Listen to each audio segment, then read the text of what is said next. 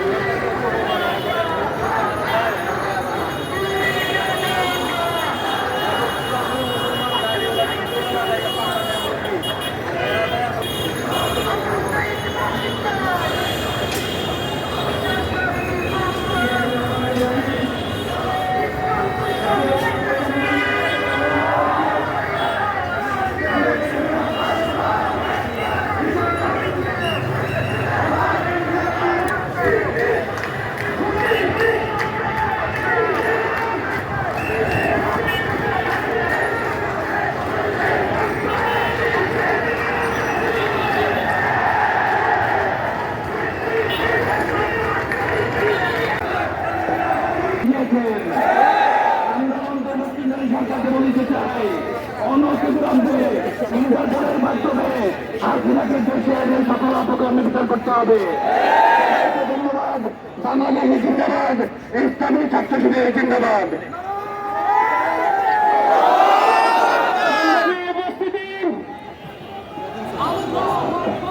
পালিয়ে গিয়ে এই বছর যাবে না, দ্রুত বিচারহীন এবং বিশেষ ট্রাইব্যুনাল গঠন করে ফাঁসি কার্যকর করতেই হবে। আজকের এই বিক্ষোভের সমাবেশে এ পর্যায়ে বক্তব্য রাখবেন ছাত্র শিবিরের ঢাকা মহানগর দক্ষিণের সংগ্রামী সভাপতি সংগ্রামী ছাত্র নেতা আলাউদ্দিন আবিদ।